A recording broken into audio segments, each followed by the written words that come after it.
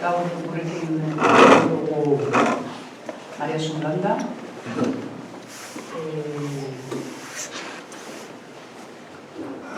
Etzi, 18. irakurraldi jarraitua izango Arriagan. Bizenta Mogelen ipuinonak irakurriko ditugu. Eta, arrazoi batzuen artean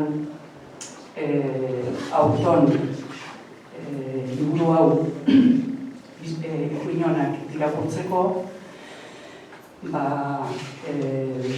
lehenengo izan daiteke, Bizenta Mogel izan zala, euskeraz argitaratu zuen lehenengo idazlea, emakume idazlea. Inor argitaratu ze idazten esan lehenengo esan, baina argitaratzen bai. Beste aldetik, 18 urte hauetan, alegia ez dugu landu, eta genero literario moduen pentsa dugu sartzea. Bizenta Mogelek 22 urte zituela argitaratu zuen ipuinonak. Eta guk, berreun da zozer gehiago urte gerotxo hau, beran lana goraipatu nahi dugu, batez ere berak egindako ideagatik. Bizenta Mogelen biografiaz dakiguna da, jaio zela Azkoitian, aita hil, bera oso txikia zala, eta ama Bizenta eta nebarekin Markinara jo zuen Antonio Mogel osabarekin bizitzera. Eta bizitza osabarekin bizitza honetan, beran jakin minari esker batez ere, edo batetik, eta garrantzitsua dana, inguruan zituen baldintzak, bai ekonomikoak eta bai kulturalek bidea eman zioten, edo aukera eman zioten ikasketak izateko.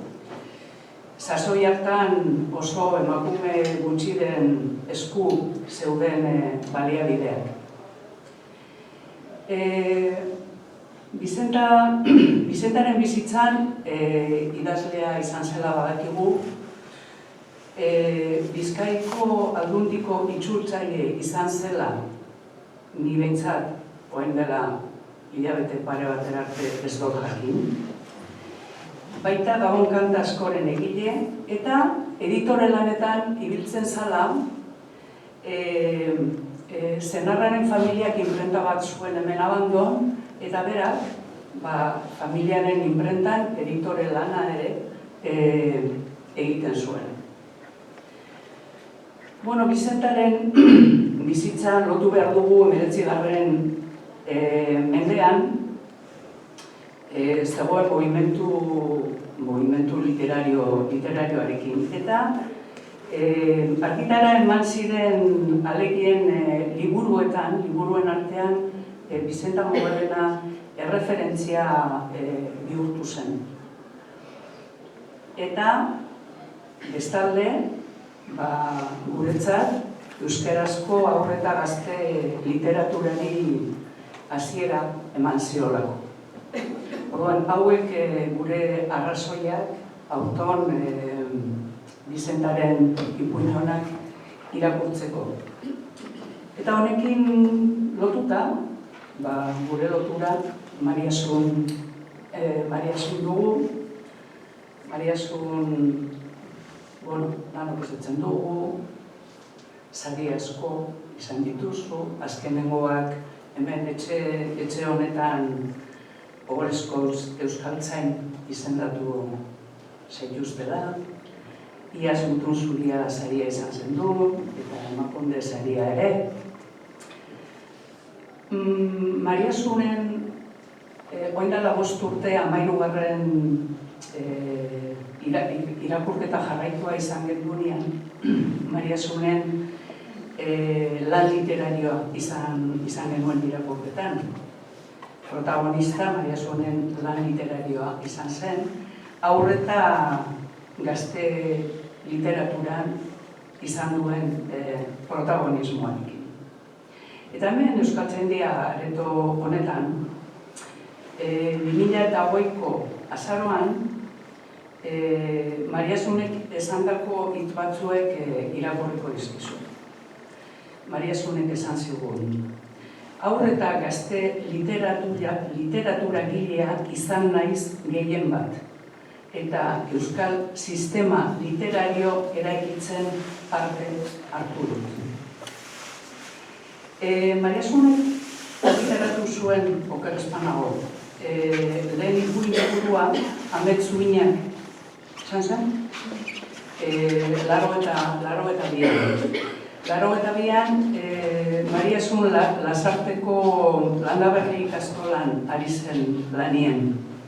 Eta berak, beti kontatzen du, urte horietan abentura bat zela ikastolan euskeraz irakasten aritzea. Eta horrek bultzatu zuela bere lehen haur liburua idaztera. Ikaslei euskerazko literatura modernoa eskaintzeko helburu duinarekin.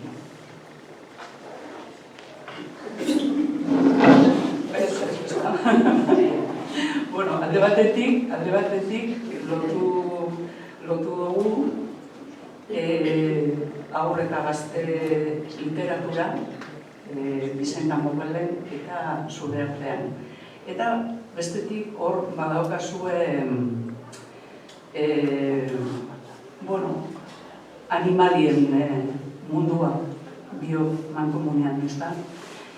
Eta nola lotu alegi hauek Maria Zunen lanarekin, hitzaldi horretan, 2008an, beraren hitzetan Errusika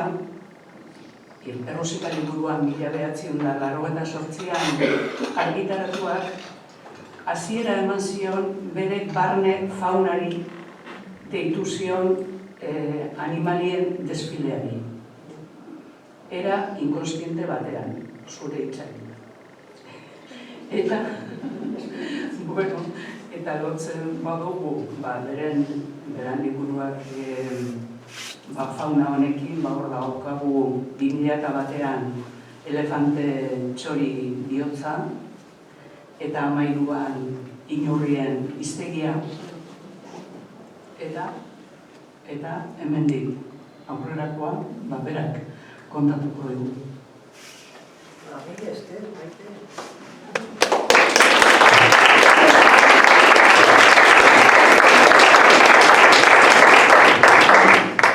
Esker eta benetan arrantzaldeon guzti hori esan behar dizut erabat harrituta eta emozionatuta nahora, nik esperan nuen bizpairu lagunin entusiasta horietakoak, baina derrepente horretzen dut Juanjo Mila ez da hora onduan eta hau bete indara, zu hau bada benetan periodikoetan agertzeko berri bat, bakarrik gertatzen dakiko. Gipuzkoan ez. Gipuzkoan ziur asko Juanjo Mila ez baldin badao, jungo zen jende guztia. Eta mila esker etortzeagatik. Eta gero beste gauzara, maite, esan duzunarekin kendu dirazu intzaldiakia. Ez zu kontatuko duzu modua eta orain esaten duzu hori. Parraiten ezenik esaten duzu, bueno, noraino jarraituko du, kontatuko du nire itzaldi guzti. Baina, bueno, getitu zirea momentu gokiak, eta susmo daukat gainera, argitara ditu duzuela horrezta. Bueno, oso argitara jungo da, baina ikusten beste gauza batutaz, hitz egingo detena. Argitaratuta dagoelako 2008koa esan dituzu. Bai, esan egin, igual horrein, enagago, hitz egiten detena ez dauka zer ikusirik, prestatuta dut. Bueno, zer ikusirik zeo zer, baina fin, erdia eta kandidatu. Asi, horror. Eta da, izu zen, zearena, bizartaren bizitza, kontestua, bandoko zean, oso ondo, horrek arintzen nau ni ere, ulertzen deno dakigu, igual gero lagundu iten digu intzatea, baina, bueno, esan ere, hori da, zerbaitik aditu naiz ni ere guztia, hori da, esan dizaien zokerana, egia esan da. Baina, bizenta gauder, bizkatzen zango duzu, ez nahi dolako bat ere motibatzen. Respetua diot, batez ere genealogia emakumeri idazle genealogia ezinbestekoa da. Genealogia gauza asko baina baita zer literatura, emakume literatura eritzen geranean, eta bestetan ere, feminismoaren ere, ez dugu astu behar inoiz. Gu gaudela hemen beste batzuk egon dira. Eta beste batzuk aritu dirako, eta borrokatu dirako, eta pauso batzuk dirako. Hemen inoiz ez du, ez eretik asmatzen, repente ez da ezer. Eta alde horretikan, Bizentako Gorrik zeukan ere simpatia oso. Baina hortikan, izatean niretzako referente bat, bizatzen dizut, kortesiaz, agintzen dut altaik, behiratzea. Esan edet, ez nekila eta simpatia otirik ez, eta horrela ez da. Eta horregatik izenburua pensatu nuen, aritu naiz, irakurtzen bere bizitza. Nik pentsatu nuen, baina zehatzago, ez dut gauza berrerik esango, zuk esan oso ondo, labortu duzu ondo. Baina bentare bere inguruko eta bat, eta krisalitaren atitulorena horregatik, esan edet. Abiatzen nintzen aurrerintzi batetaz, eta krisalida bat hortatikan ez zalatera, benetan idazle bat. Krisalida baten historia esaten nuen galdera. Eta aztertu ondoren, aztertu pixkat, noskiz ere hemen ikusiko, gainera entzun dizudunagatik ikusi dut Marijoso Laziregi eta Miren Ibarrunziaren lanak eta ezagutzen dituzula, edo entzun duzu. Eta horretik zeude Xabier Etxaniz eta Jon Kortazarrek, lanak esaten dute gauza bera. Eta Marijoso Laziregi, konkreto, esaten du gauza bat oso desgarria iruzitzailan esatea. Nola, historiografia literarioa batzutak editzen da, estop egiten da. Eta baita aurreko autoretan, Bizentako gelditu da, 80an esan zanekin, hortxe gelditu da. Ez da evoluzionatu, ez dira kritikoak izan, ikaslariak, adituak, aurrera joan direnak, beraiek hasi dira, emakumea, Marijoso Laziregi, Miriam Ibarrunzea, eta karo, orain, resultake, ahi dira topatzen eta aztertzen gauza batzuk, oso entesgarria direna, eta ni besatu nuen. Arrazoi du. Eta behar bada, hortikan, atera dezaket ni beste konklusio bat. Igual, ez zen, beste insektu bat, insektu krisalida tximelet. Behar bada, tximeletatxo eta nik uste ja esaten nahitzen zuela ja bukaera. Nik pensatzen den, baina gehiago izan zan. Eta ez bakarrik krisalida edo izan zitekena, baina ezen izan horrek. Izan zen, garai hortan, izan zitekena. Hori garbi dago. Baina adibidez, nerezako oso esanguratxua egin zait, irakurre eskualdonari beditza horrean askotan erabili dut klasean. Ni irakasle izan naiz, UPV-en, magistritza eskolan Donostian. Eta orduan ni beti hartzen nuen testu hau eredu bat bezala ikasleentzako, ikusteko nola emakume batek bere burua baztertu, milatu, ez gauza bihurtu, barkamena eskatu iten dula, hori iten dula, hori, ez da originala, ez da Bizenta Magoren kasua. Ez que zenbat daude, barkamena eskatu, izena gizon batena hartuz, edo beraiek idatzi eta gizonak zenarrak ejetan. Firmatu eta famatu egin, Maria Lejarra, autore espainola famoso hori.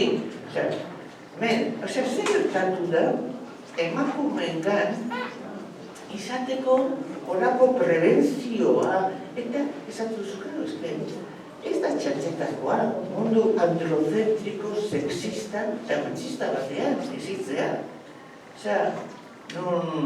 Zuk idazte azkenean da autofirmatzea da, empoderamiento movimentu bat, da firmatzea zure burua. Eta, gero, niretzako testu hau zen, hain zen polita nire ikasle gazteentzako. Ikasle neria ziren gaztetxo, anesortzi, anbeste ditza eskola ukatzen, eta ez gauden, ez gaude osoa egin urruti, neskak ez da mutiketan klasean bera, ere, nabaitzen nuen, neska beti beldurti, beti lotxati, beti ez dakit nola esan, eta mutilak, hala ikusten, horrela. Bueno, hori dara lotuko dut, pixkat beste, bat inegan izan da, esatu zuen, irakurri euskaldunari testu hau, Bizenta Magorena oso garrantzitsua nire irakasle bizitza. Oso burrilla, baina tristea, oso tristea. Eta lotuko dut beste gauza batekin urte batzuk beranduago gertatuko dena. Eta da, 1993 eta 23an, Isak Mendizabal hautia, gizon ona baina onagoa izan zen, baina bere garaiko gizona baita ere, androcentriko eta sexista, egin zuen Xabiertxo liburu maravillosa. Hor, literatura baino eta irakaskintzan eragina handia izan zuena. Eta eman ziola ume euskaldunei lehenengo liburuzka, hori da movimento bat egiteko. Ilustrazioak txikia ez dara, bueno, izan dugun ilustrazioa handienetakoa klasikoa. Eta gero, lotu egiten nuen Bizenta Magoren apaltasun hori, bakarri falta zaiola egitea, ez da, oza. Eta baita ere, Isak López de Mendizabal umentzak idatzi zuen eskolako kartilla famasoa. Jarriko du Xabiertxo. Batapa. Pasar. Oh, que bien. Biurria da Xabiertxo. Ikitxietan ondo jarri dute. A ver.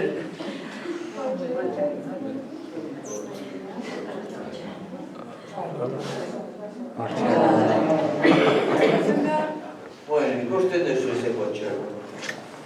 Eta gaina nik uste beranandi, nik ez nuen izan suerte hori, bizitzan Xabiertxo hain erraldalgiroan izitu nintzen, monjen artean, gurik erakusten zizkiduten por la calle de Alcalá, eta kanta hori, con eso digo todo. Orduan, hau gero, jakitek, nire etniko batzuk eta bat, hor izan dara liburu bat, eta gainera, enfokatu pixka liburua, ikusten duzen hau ere nahiko obsesionantea da, liburua, bizitikuren barrera, txikiak ez dara, artista hori. Bueno, Xabiertxo, maitakarri, enziklopedia idea ere oso polita da, tarteka, adelantoa aurrean bera handia izan zen, omentzako. Ez da betiko, ezakit, otoitzak, santuen bizitzan, hori eskaintzen zitzaien. Eta ja, enziklopedotan, ikasteko gauzatxo batzu, klimak, eta tarteka alegia, fabula bat, animalia, eta bat.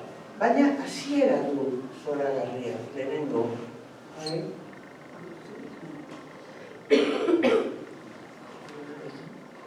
Xabiertxo eta Xabiertxo. Maite baixo ez erraren dut.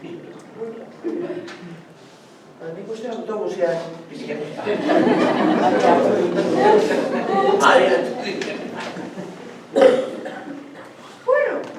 daukazue, zer idatzi zuen izan López Mendizabal ez dakit, baina ja irudiak izaten dute da.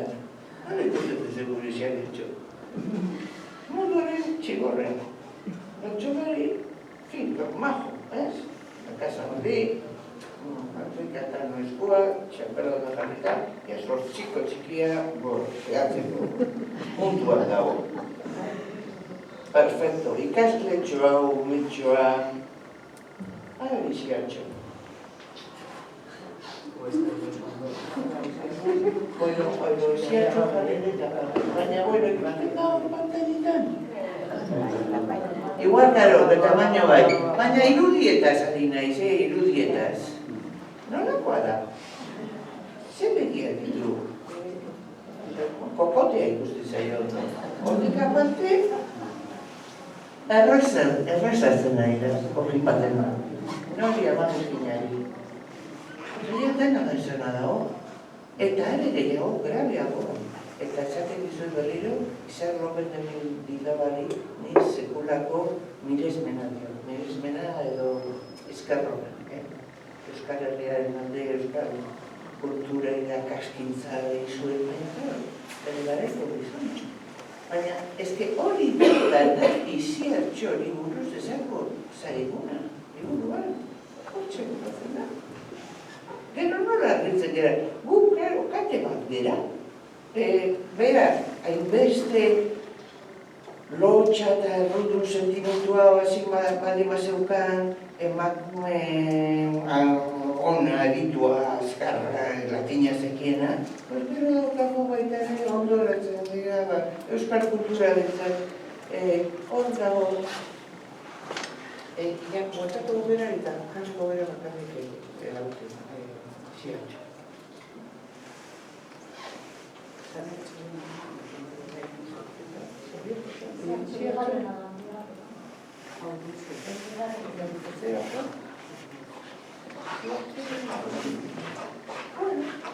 Bai, ikusten baduzu, testua ere ez dauka desperdiziorik.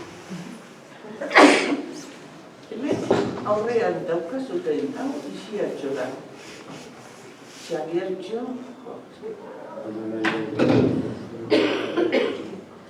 Xabiertxo bera nahi bezala, jilikin bereala, aita guria, Xabiertxo esan egunon aita, egunon ama. Xiartxo ez da hori ere. Xiartxo, zuzenki, aita guria eta agur Maria esango ditu, jainkoikoari eskerrak emanaz. Oheratzean ere, beti otoi egiten du. Jainkoikoari eskatzen dio lo dagoenean zaindu dezala. Eta etxeko guztiei osasuna eman dizaiela, oza, denoi, aita, ama, eta bera ez.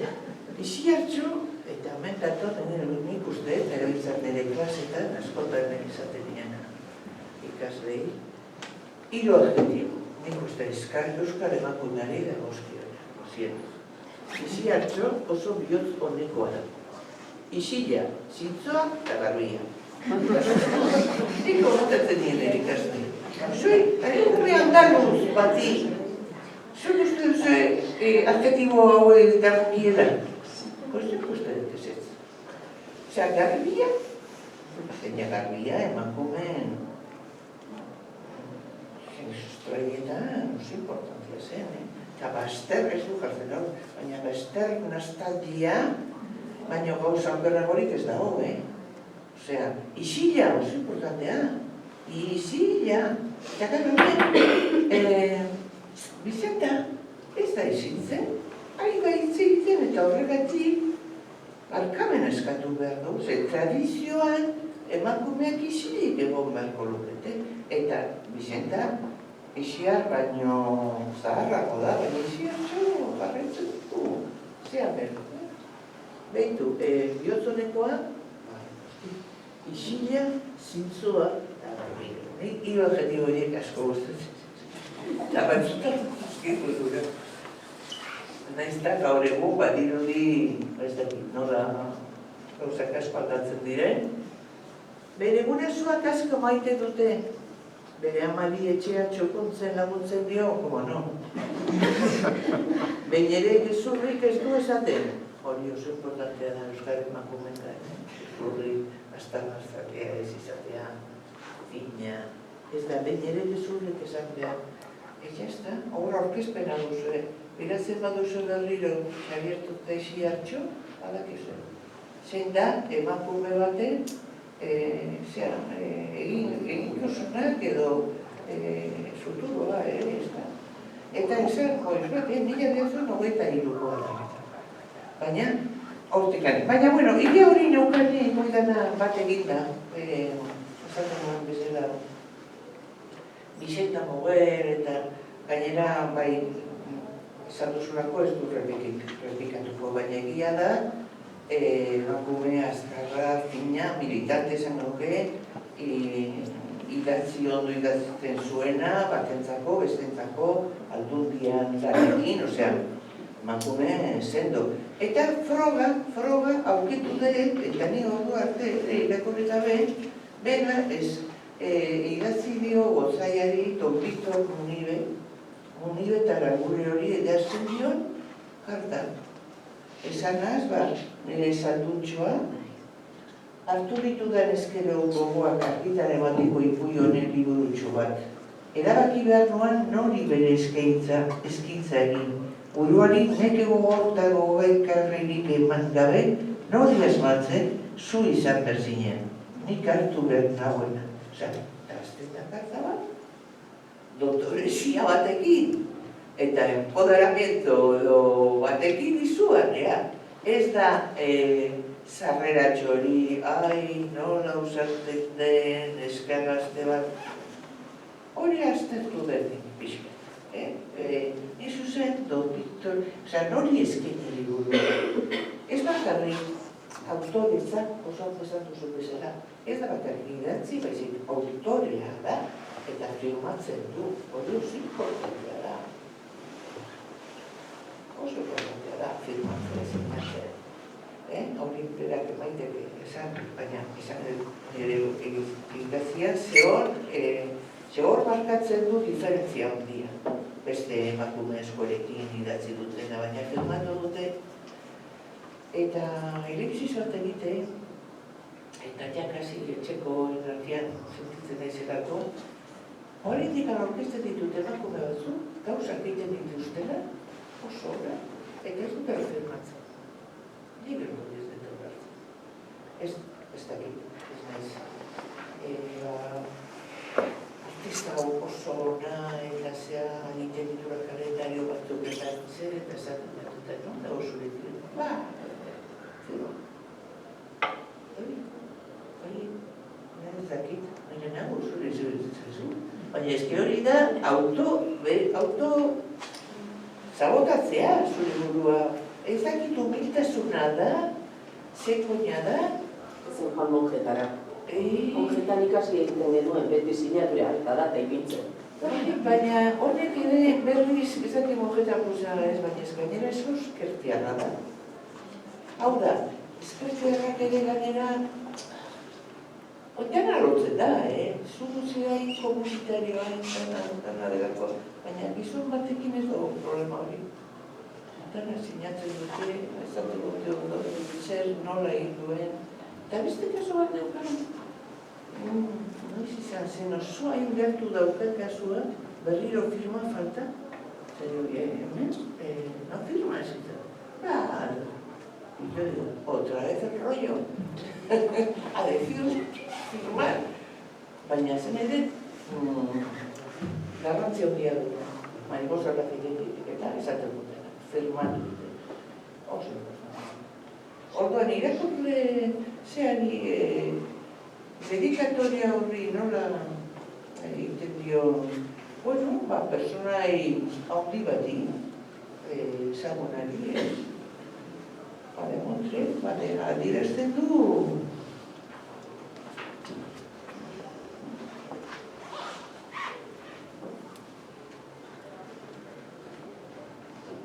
nik ikusi ditut hemen gehiegi aztertu gabe bote-prontoan jaso dudan impresioa, eskaintza hau irakurtzen Vicenta Moguerena. Lehenengo umiltasun formala. Bizentak bere burua liburu txipi baten egite gisa aurkezten du. Honek umiltasun tonua erakusten du, ohikoa garaiko emakumezko idazleen artean. Horrek ordea, ez du esan nahi, ez zuen bere lanaren balioa aitortzen. Baizik eta gizarteak espero zuen modura bere burua apal agertzen dela adierazten du. Gizarteak eskatzen dio, iziari bezala, apaltasun. Bigarrena, errespetuzkoa eta jerarkikoa den testoa. Jaun honetxia, moduko formaz hitz egiten du, eta Victor Muniberen jakinduria eta zuzentasuna goraipatzen ditu. Gizonarekiko errespetua geri da, baina ez da menpekotasun hutsa. Egiteak badaki zer egiten ari da. Zara, pixka parekotasuna aurkitzen den testoan. Hirugarren puntua, autorearen aitortza eta aldutzea. Naiz eta humiltasunez idatzi, Bizentek dio, neure kabuz egin dudalakoan, eta lan hori beretzat aitortzen du. Hau ez da ohikoa garai hartako emakumeengan. Autorearen ahotsa eta jabetza ageri dira, naiz eta forma apalean egin. Eta bukatzeko, laugarren puntu nabarmena izaidana, testuan, laguntza eta legitimitatea bilatzen du. Victor Muniberen izen onak, komatxoen artean, eskatzen du liburuari oniritzia emateko. Hombre, da, emakume bat, orain, bezalaiko genukela, emango nioke, edo lagun, idazle gu baino zeago, nik hemen ez dut ikusten lotxati, humil eta kontratu gabe latinetik itzuli duen emakume baten kasua, Aurkitzen alduntze prozeso hori bat. Victor Muniberen izen ona eskatzen du liburuari oniritzia emateko. Hau laguntza eske egindako keinua bada ere, bere lanari legitimitatea emateko estrategia gisa uler daiteke. Horrela, gizarte patriarkal baten barruan, emakume baten publikoki hitz egin ahal izateko bide bat eraikitzen du. Getuak. Horren pixkanaka, eraman hau iritzia pixkat aldatzen. Gero bukaeran ja laburtuko dut, baina nire hirugarren atala zeia alegiak. Favoristika. Eta favoristika denotak egin bezala animalia ditu protagonista, baina nik uste dut gainera, nik behituko nuke herri literatura editor egiten dugu. Fabulak edo erregiak, baina horreno herri ipuietan beti bideratu dala, nola bete esateko, animalien arteko edo historia baten ondorio edo moraleja eren beharra. Ogoan daukat adibidez, Charles Perrault. Charles Perrault, haur literatura, ahozko literaturatik lehenengoa izan zen jaso zituna 11 ipui. 17. mendean, Charles Perrault ezen bat interesatzen gomaingatik, noski, zen ere, berak izuen hori, divertimendu bat zalako, balkorteko, senyorita eta princesita edo mademoiselle horientzako, eta divertigarria izitzaio, gainera interesa ordua piztu berria zen, herri literaturatik jasotzea, baneska eta zukaldeko hor segitzen lanian eta zer historia kontatzen zituzten. Eta, orduan, guk ezagutzen ditugu denoko, Korutxu, Ederrotila, Txanagorritxu, 11 hoie, deno dakizkiguna, eta eskuestori gabe gainera nola transmituak izan dira, ze gaur egun, ez dago ere erakutsi behar, hori, zein da Txanagorritxu. Baina, bueno, datoz, duela, ezakizien baten gora, inok ez du jakinko, mila urtetan ibili dira aho jendearen artean. Ezin da autore frantzes hori esaten zuen, goratzen izena, baina esaten zuen Perraulten ikuia direla la literatura de la humanidad. Hau da, milaka ibui galdu dira. Galdu eta milioi. Baina batzuk konservatu dira, konservatu dira horiek dira oso importanteak. Eta gauzak oso importanteak kontatzen dituztelako, mantendu dira. Jendea ez da tontu. Eta hemen uniak aipatzen dugu, baina beti iraumentzia egin da historia zehar eta literatura ere, la mente primitiva, hau da nekazarien eta mondo ruraleko burua eta umeena. Zako izeta mogelek esatu baina umea, baina herrixearen zako idazten duela, hora beti daude parian. Hola, Perrotek idazten ditu, Txanogorritxo adibidez, eta Txanogorritxoren bertsioan, 17. Badakizu historia, gainera oso laburra da eta oso emozionantea. Nahi geri gustatzen zaitan bertsioa da. Bertsio asko daude ipui hauetan. Eta baliatzen danean, Txanogorritxo monaren gana, otxoaren gana, otxoaita jatu. Eta didana, eta daukate elkarrizketa supererotiko hori, konzitatuta dago horrela, ez jarre. Oso erotiko da, eta jende guztia ulertzen zuen erotismo hori. Eta jende guztia ulertzen zuela ez zara neskatu bat, eta jende guztia ulertzen zuen zergatik zen gorria. Txanogorritxoren jaskera, eta jende guztia. Zer gertatzen nahi zen, zer zeon funtzean hor. Eta zelako bezora gaztazu, zelako gagoa, zelako... Eta bukatu. Eta otxoa, Txanogorritxo, jantzua. Hola bukatzen. Maravilloso. 17. mendea.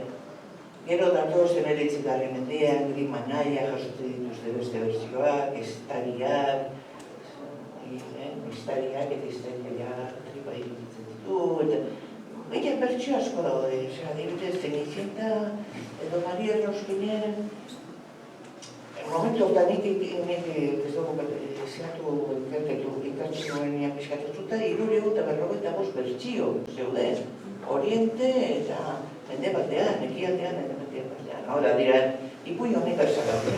Zena gurutxo horaz eta Perrotik, okurtze zainozik jasoko dut, ikatziko dut. A ber, tipi. Eta, ara no, gure Perrot, horregatik azten da aur literatura idatzia.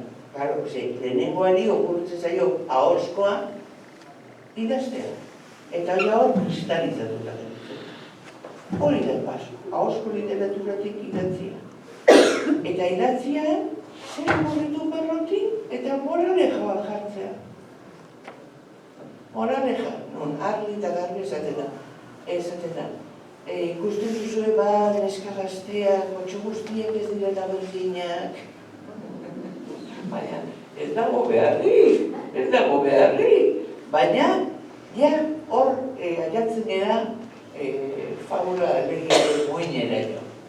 Historia animaliena eta osondo eta literatura beteta dago, baina moraleja esplizitua da, aldezien. Baina, Perrot ez zen ari alegi bat, fabula bat, baina behar hori, pixkat esateko ez bali bazera enteratu. Otxo guztiak ez dira lauaketako eta esaten dira oso guapoak eta zonantzetik joango dira eta jango zaituzte, hau da, jan metaforikoki. Dana ulertzen da, baina esateko, eta claro, beti horko gatu da, aur literaturaren historian beti esan da, alegintza fabulistika suposatu zuela aurrera pauso handi bat. Izatetik santuen bizitzan, otoitzan, ez dakizen rollo, en fin, umiak aurkitu zuten historiak eta animaliak eta gaineraz historia derra dira, zen politxak, eta karo, gero, esopo, hasi, eta osoko baina horren horre ikusten egon naiz horrein, zeudela baina, ebitezina da, historia bat eta horrein etekin didaktiko bat ematea, etekin didaktikoa, eta ez bali bat duzu lertu, ez hartu, besti. Eta karo, hor datoz, gero ja, ezagutzen dugu, pizkat, Samaniego, Iriarte, Euskeraz, Fonten batez ere, Fonten, Mendebaldean batez ere, ezta? Karo, moraleja, da pixkat, didaktismo hori oso ondo ikusita zion 18. mendea. 18. mendea da, alegien mendea. Hemen, Bizenta Mogelekin eta horrela, baina literatura idatziaren guztien ikusten da atzerapen bada, dator, polatu hori eta modan eta baina 18. mendea izan zen literatura didaktikoa ditu zitzaion, hau da. Divertigarria da historia, baina horren ondore zerbait ikasi behar duzu. Edo, nik erakutsi behar dizu zerbait. Eta hor, dudigabe bihurtu zen oso haur literaturaren obra nola baita izateko perfektoa batzuentzako. Gero, etorri danean pixka modernidadea eta hori, esan behar dugu, ezaigura bat ere gustatzen, moraleja hori. Moraleja hori, ezaigu gustatzen, eta nire azken irakurketa lantxo honentzako eta gau jartu dira horren inguruan, ez da? Adibidez. Batek, Armando José Sequera, La tinta invisible eta La inútil moraleja, esaten du, gaur egun morala atavismo bat da. Narratiban zein poesian zerbait kontatu nahi dutenen artean agertzen den ezaugarri primitibo bat. Eta zenbait pertsonak bizirik mantentzen saiatzen dira. Bereziki aurrentzat eta gazteentzat, idatzitako testuetan eta lehen aipatutako autolaguntzako lanetan. Hala ere, pertsona horiek ez dute ulertzen moralak gizakiaren apendizak adinako, apendizak adinako erabilgarritasunik ez duela. Egia esan, gaur egun ez baitu inolako funtziorik testu narratiboetan. Bueno, hola, jarretu genezake, idazleetan ikusten inor ez da hola moraleja generali. Eta, are gehiago, esango genuke hori ikusten dugunean, bai helduen, bai omen, bai zearen moralejaren gugu, nazka ematen dugu zuten hori. Baina tratatzea, irakurria tontozan, ezarrakeatzen, baina ze uste du, eta gainera moraleja hori betito lotuta da ideologia batekin, erlijio batekin, moraltasun batekin, eta ados, nahizta, hau oso estremo izan, apendize, dura ezertarako. Lehenkoan egin duen etxeko txikiarekin, posturtekoekin probatxo jaren egin egon ere, eta onda Bizenta Mogel. Zan, bueno, kontatu dizutipuri bat, bueno, nek ez hori dozen txana, ez da boka. Eta, zaino, belea, iten du, eta zeukan gazta bat. Eta, xeria, inguruan, nahi zuen gazta hori gehiago entezen. Izan bera ediaten. Eta karo ez da ditzen, bera horrek eman mudi, gazta, eta bera ez. Iloba ere. Baina, orduan horretu zitzaion, izaten bazion, beleari, ziondu, kantatzen du, berorre, sinistuko balu, zen gertatuko zen, gertatu zena. Hasi zara kantatzen, eta plaf, gazta erorizen. Eta nik esan du, bueno, a ver, zimoraleka. Gaudan, zeinena izan zen gazta, edo aseria, ¿qué me está diciendo? Aseria dena, vale, kabul. Iazta, gaizki botatu den. Baina ulertzen diazu, ez da, hor, beke, hasiko zela esanaz. Bueno, badakizu orduan, arautzen goiren, omea ulertu du oso ondo. Eski historia bera dauka. Intrinsico bere ikasgaia. Hori da, eski gainera, hartu nuen kasua bintzat hain da garbi, ez da? Tontu izan behar zera, eta omea, pues, encantado, eta gainera, gero zer esplikazio nahi duzu. Zein egin, zen norra asmatu zuen, zen, dituzte bertari, axen, eta jaltza zen, oizitu jazta. Diot hau, ze, klaro, hori esaten dugu horrela, baina nire galdera, eta hori da horrekin bukatu nahi dutena.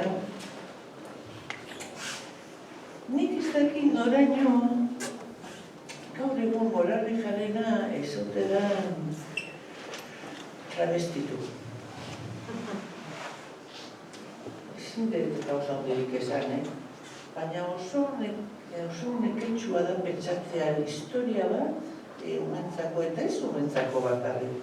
Morale jaki ez daukan. Behar bada, izan diteke moraleja ekologista, feminista, buenista,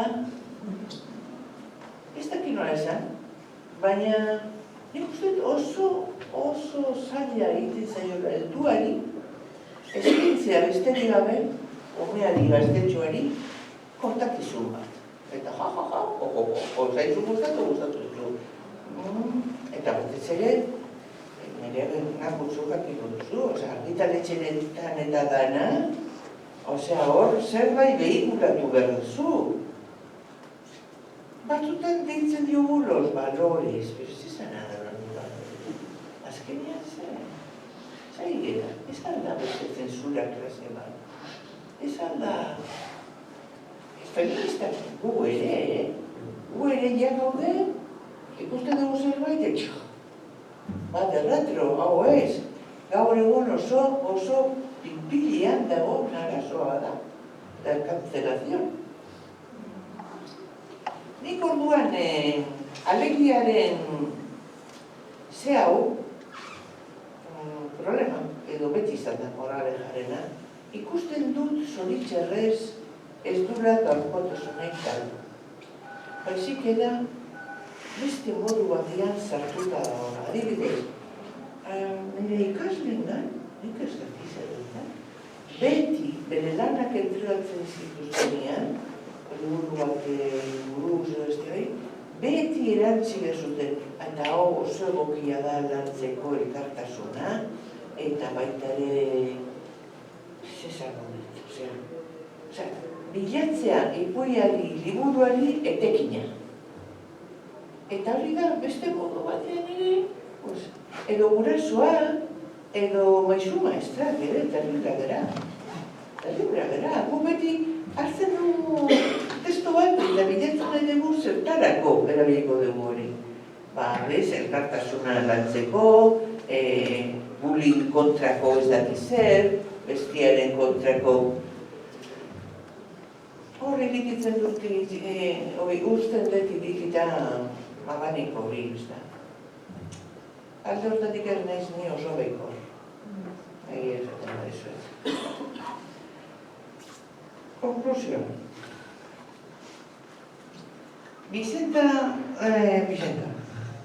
Vicenta Mogalen obraren tonua parez estalitako erremontasun intelektual eta estrategiko baten isla da. Nik orain, 2025an, horako irakurketa egiten. Leno ez nuen hau egiten.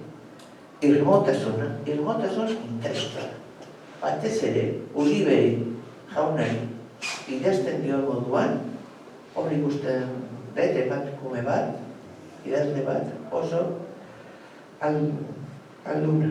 Vicenta Mogalek badaki bere lana garrantzitsua dela, baina garaiko genero arauen barruan kontatzen du bere diskursoa. Tonua, beraz, humila baina ausarta, errespetuzkoa baina autonomoa, eta ikasle emakume baten alduntzearen adierazle da. gizon intelektual baten babesaren bidez gizartearen aurrean agertzeko aukera bilatuz. Bueno, egia esatea bezuet, prestatuta neukana beste bat zen, baina egia da, prestatanak edo diazu. Ni pentsatzen, neukan zehatuta berakitzen da, eta datu batera xelebre bat aurkitu, baina beste guzti oso esan duzu bi minututa. Eta nire neukan lagun polio. Ez du garrantzirik nentzako, ez. Gainera konstientik nintzen hasieran ere azkenan naizela. Eta gauza asko eta asko repikatu direla. Askoetikoa zala, eta bilobi zala. Badakigu, eta badakigu ere, nolabait ere, tradizionalista, katolikoa zala, eta alde hortatik gu nahiko benuke izatea, ez dakit, antzinako idazleen referente beste moduko bat, una Virginia Woolf, ez dakit, Emily Dickinson, jo que se, ez da, baina hau dugu. Hau dugu ziren, gero, Itziartxo ere, handik laizten etorreko da. Eta Itziartxo ere, imaginatu zenbat, gauza kantatu dira, eta onerako, osea, pensatuko dugu ere, aldatzen ari gara. Osea, nahi bintzat hor baikorra naiz. Ara, legiarekin, fabula ze animalien zean, formula hori ja dago, benetan ikuste oso antikoa da. Baina, konklusio moralista, ideologikoa, zaila. Gaur egun gainera, beste modu batean behikulatzen zaiguna. La famosa corrección política. Hor gauza asko ditzen nazkegu, ez da, nire nago. Zu egiten dugu propio. Nik konbentzitu nago, baina eskuta pesatzen den, gaur egun fantasma ez ala arritatu. Nire liburuak. Ez duelako oiko bukaerari. Nezka, afekto falta edo, pixkatago, kaso, eta eramaten dute, arraroen etxea deitzen dio tipuia, baina izaten teke hospital mental batera, eta txartatzen nahi ditzen da bere zain. Noiz aterako da, nolako egitura zirkularra duen, tipui batena da, baina gaur egun ezako zidaten atera sasunezko hori, eraman medikura, eta handik autuatean jolasten nahi da parkean, Hori da. Nik uste dut, gaur egun, kontuan hartu zen, 70ko hamarkadatik aurrera. Ume eta gazteentza sortzen hasten den literatura eskolarako dela, horrek gero ekarri du, nire ustez, babeskeriaren edo epidemia, esan izan. Eta idazle profesional modura, eta gizaki modura, nahi eta nahi ez, zuk lehen esan duzun moduan, guk gure balioak igortzen ditugu nahi eta nahi ez, baina problema da, muga jartzen ez denean, eta balio hori tesi bihurtzen denean, edo didaktismoan jausten denean. Osa, balioak beti izan daitezke didaktikoak, baina problema da, didaktismoaren devozio edo irrika hori ez. Eta nik uste dut gaur eguneko ez dinot hemen bereziki, nik esango nuke, Euskal Herrian sortzen den aurre eta gazte literatura, zabalagoa eta irekiagoa dela moraltasun aldetik, Espainia mailan eitzen dena baino. Espainian, zensura, asko gogorragoa da, talka egiten badu, kontakizunean esaten den zerbait politikoki zuzenaren horrekin, askoz gehiago mozten dituzte historiak edo kontrolatzen dituzte. Baina nik uste dut, argaldea paradogikoa da, ze audiovisualetan eta abar, eta inguruan, eta patioetan, eta auzoetan indarkeria eta bestelako astakeriak ikusten ditugu, eta aldiz, umea babestu nahi da, paperezko horma horietan, eta paradoja izugarria da, ez? Nik uste dut, epidemia moduko bat dela. Eskolak edo ez eskolak bera, baina liburuen ekoizleek eskolaren zerbitzura ipintzen dituztenako liburuak liburuak ezitzailea da dira bezala. Epidemia izango beriz postuko horretzak ez. Momentu batean dutean pasako da, epidemia. Baina nik uste mal endemiko. Baina Euskal Herrian eta urte horietan okazazue garrera markadan, Uruguaia bagostik zeta Franco Euskararen zea bilakaera eta 22an lehenengo bi argitaletxe behin hor garrera markada eta hor idazten ari ginen okere aurkituko ditu argitaletxeak argitaletzeko hor izan zen, hemen inoiz repikatuko ez den egoera librea. Nik gero ikusitan ere bilbidea, una goza. Eta orduan argitaratu zen ezakezu, inork ez izu, inork genikimulako ez da ez. Baina, territorio horretan, egia da, hor sortu daitezkela, gauza polit asko. Eta hor gero berriz, uste joan da, eta ni korrektu politikatori aurkitu nuen hemenik hau era exageratu batean itzulpena inglesera egiterakoan. Ahora adibidez, amerikanoak ez zuten onartzen, zer ez zuten onartzen? Bai, omia jotea tabernara. Ipui batean, omiak egertzen ziren tabernara. Ezin da, galdatu iberda. Eta itzultzailean, Linda White, ezagutu zen esan nahi den, itzaurri bat izan zuen, esplikatu, zen diferentzizera daude, unia jutiak, txakurrak ere joaten ziren tabernetan. Adirazteko amerikanoi inozentia zen, txakurrak ere. Hola, denbora guztian. Amerikanoak izan dira, terriblea, okerren, Uruguarren izan da, prospero resistaba. Baina ezkeleko guztietan, ikusten Alemanian, Suezian, izan ziren momentu hortan hain milikiak, hain zaparrak,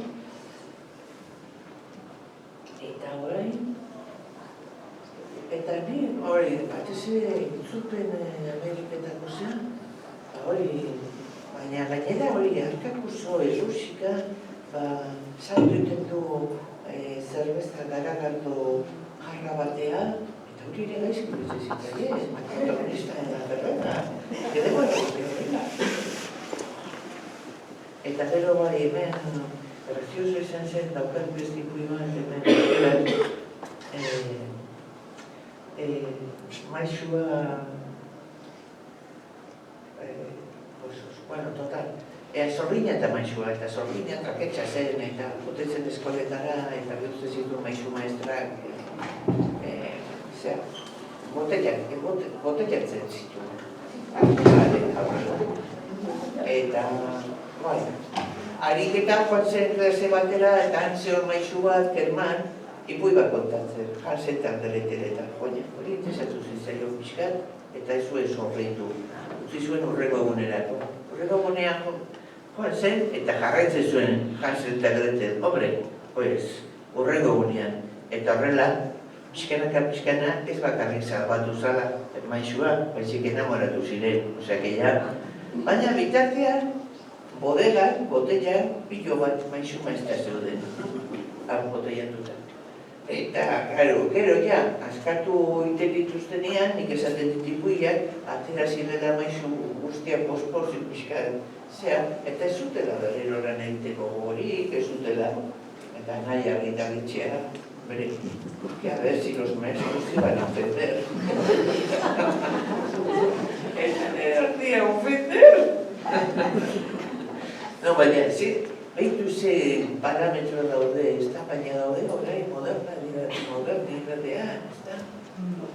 Hombre, umiak ere, ikuste graziosoa da la idea, esan ere maixu maestra ze ondo egon dira, bera llegabe,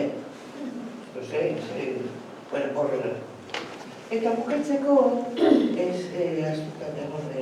nik famurak eda, alegiak, nik rekonozitu berdet, ze sartu sartuta daude gure kultura orokorrean. Oso importantea da hori. Gure imaginario kolektiboan eta nik erabili izan dut. Eta erabili dut pixkat, hildotatik moraleja ezaigu gustatzen eta ze alternatiba. Niretzako alternatiba ia bakarra izan da humore. Imaginatu nuen, nik beti konkretuki inurriak eta txitxarra beti izan da zea bat oso maitia edo huertasko eman diodana, horantxeko.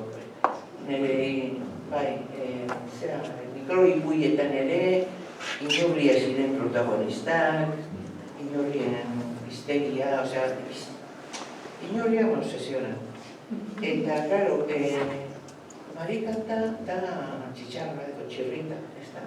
Eta gero, azten da iguian, pizkat, urtero joaten denean, negua etorri eta joaten denean txiko horritegira, kriston bronka, betikoa, ez?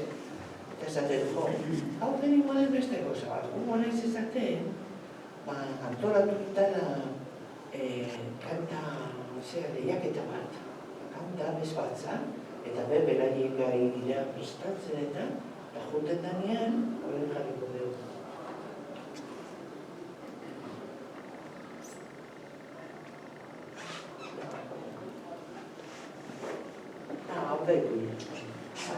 Hau erderaz, ni badeiz nire ipuia Vanessa jarri nire izena, informazioa narrativa. Txitxarrak izan dira Vanessa, porque bera ere se las trae. Bera kantante izan edu, eta golpe zorren joga beba saltzen do juda guztiak, horrengo. Juten da, txikurdien horrian, eta esaten die, hasi behar dutela ja, benetan kanta prestatzen.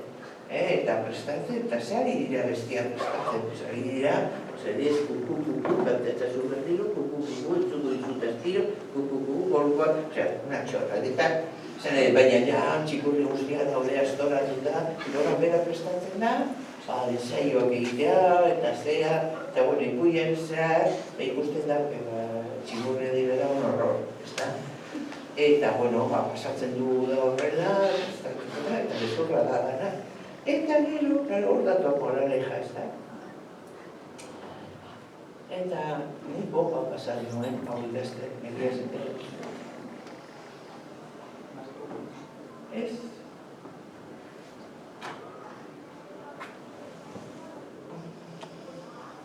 Baina, marikantak sumatu zuenean neguak ospa egin behar zuela, txio batzuk entzun zirela, zuaitzek hotza astitze zutela aireak udaberri usaina zekarrela, inurritegitik alde egiteko gogo bizia sortu zitzala. Eta gogoa txitxarren kasuan legea izan duela. Egun batean, arrastorik utzi gabe, desagertu zen txitxarrak inurritegitik. Nik uste? Oda, inozentzia hori ez da? Inozentzia diot edo egoismo zehar izan, azkenean ez da? Ni inoiz egingo zuken ez da? Ez ikotzeko ibarkatu, baina junberko dut, ez dakit baina dut, baina karo, guda bat etorri da, baina niziko dut. Txitxarrak, Vanessa, marikantak, somatzen du, guda barriak esaten du.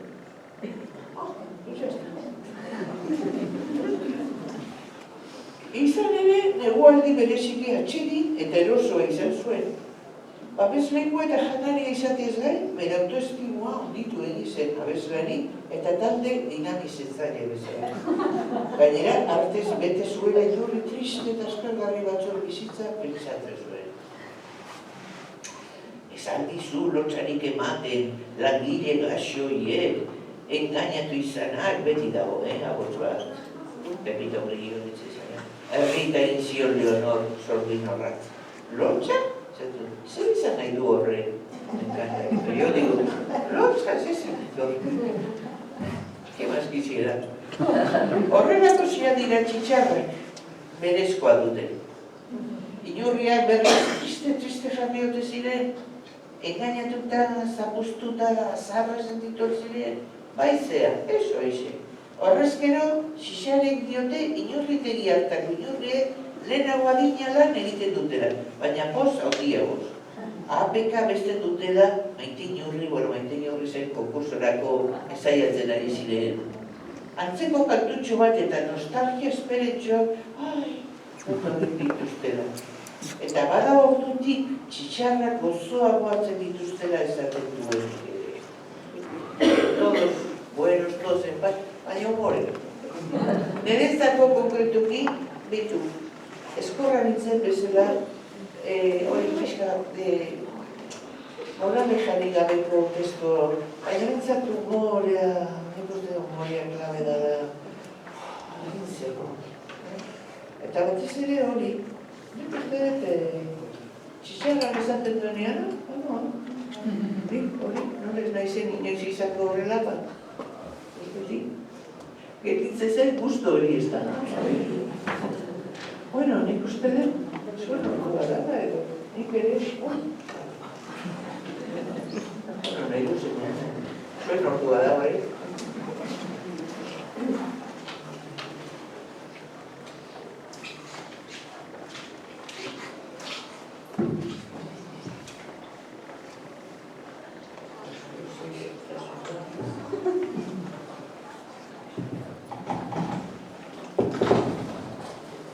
Nei alegi hau konkretuki intensizianan txikitan eta horrela, haiku duela, oso duela. La Fontenen bertsio batzuk barikatu dituzte.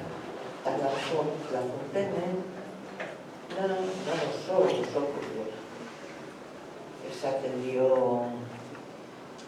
inurrian esaten dio txitxarraria, esan duzu nahiko dantzatu,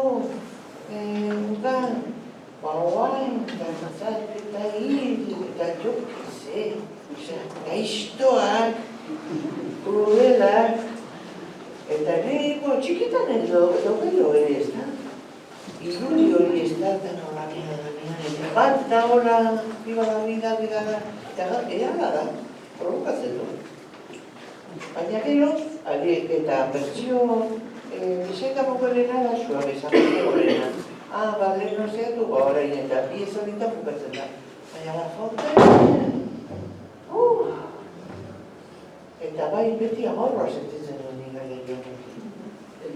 Los Dunes sobre película, estaría acordatzen. ¿Tosar? Tosar no, Barden. Barden edo ez da, hor, metxo batei kontatzen inurri eta kalako baten Barden ustero. Pero será hija de puta. Txarra, eta Iurri. Claro, se izten du bestea. Será hija de puta.